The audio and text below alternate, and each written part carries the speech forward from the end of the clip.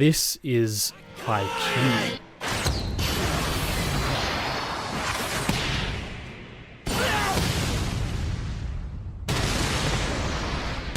And it has some awesome animation. And while some shots look like this, other shots look like this.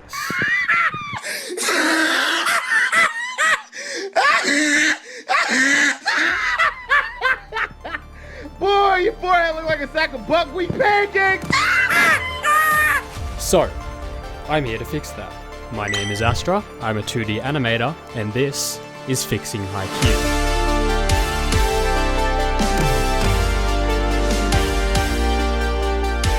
So, let's identify the problem. Now, I could keep dunking on episode 15, which, for reference, is the one where Tanaka is supposed to look like this, but I figured it'd be better to choose a different episode which actually features the studio that's supposed to be working on it. So, here's a clip from Season 4, Episode 19.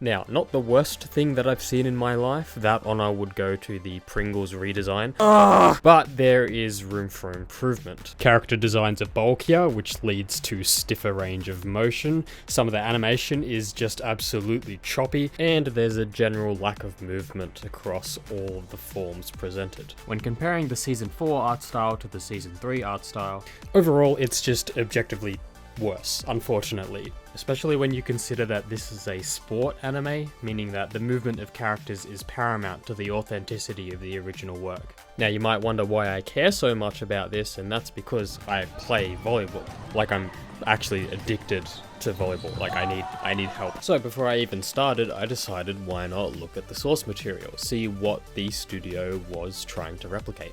So I've got the manga reference here, which as we compare it to the original clip, we can actually see some of the similarities, such as the camera angles, perspectives, and general paths of action. I've also gone ahead and collected the character turnarounds, and I wanted to use a mesh of more of a Season 1 style so that we had a more flexible character, but it is going to be unfortunately inevitable that some of my own art style gets kind of bled into the mix, because it's actually quite difficult as an animator to draw consistently in other people's art styles, otherwise we'd all be the best frauds in the world. Carmen Sandiego. Alright, so before I even start twisting my testes over trying to animate, I decided let's run a test. So I simply grabbed this shot of Osamu and redrew the face in the new sort of merged art style, did some lighting tests and coloring tests to make sure that it is the way I want, and then I can proceed to animating the actual clip itself. And Japanese animators are incredibly good at drawing still frames, so on that level it's a bit difficult to compete, but the style that I've come up with, the line art, is a little bit thicker. It gives a more generalized form, and I believe it's a bit more accurate to the proportions of the manga than the Season 4 art style. Also, in terms of lighting, I am lazy and didn't want to spend a bunch of time drawing shade lines, so I just decided to use the After Effects inner shadow and light sweep effects. Now that we finished a test and we're happy with it, it's time to animate. So before I animate, I like to start out with a skeleton, which is actually before the rough stage. We're going prehistoric with this. And this isn't actually a secret animation technique, I'm just bad. But you'll notice that the thin sort of stick elements of the skeleton actually conveys a lot of smooth movement. And so as you're seeing, this is the clip that I've come up with, which sort of reinvents the scenes that we were seeing earlier.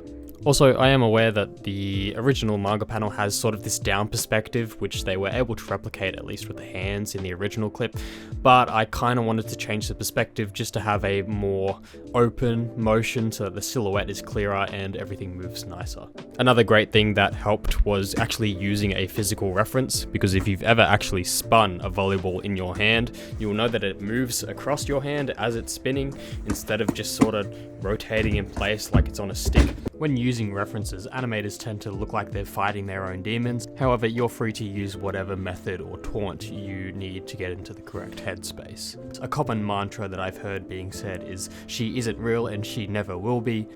Now it's time to put some actual flesh on the bones, and this is where we move into the rough stage. So we're starting to outline the movements, get the characters in their actual positions, and then it's the clean and in-between stage, where before you can even begin, you have to sign a deal with the devil that says, yes, I will be waiving all human rights and my soul, plus a lemon, to actually complete this part of the process. It's quite lengthy, tiresome, but it gives it that production quality and brings it up to a much more polished standard. I also decided to give Osamu a little bit of movement at the end there, just to keep him alive. Congratulations on developing Carpool Tunnel, but otherwise it's into the color stage, again referencing the character turnarounds mentioned earlier. Finally, we get to play with our special effects, including camera movements. I use this particle effect, which, it shows up early, but it doesn't really matter. You won't see it unless you're doing it frame by frame. But it gives it this nice little explosion effect behind his serve to give it really that sense of power. You might also notice that Kageyama actually lands before he's even on the ground, but these things are kind of minor in terms of the whole movement, and it's very unlikely that you would have actually noticed that unless I pointed it out to you. Just mentioning that, yes, I still make mistakes and there will be errors, because I'm not going to be spending a million hours on this thing that I'm not even getting paid for. Suck my butt. Anyway, I also have a special industry technique called being lazy, where I literally just sample the same backgrounds used from the clip itself, and then either draw over it, such as the point sign, or just move it back and forth to get the desired effect, because I hate backgrounds, and because the focus was mainly on the character movements and motions, less on background painting. So, with that being said, here's the final clip.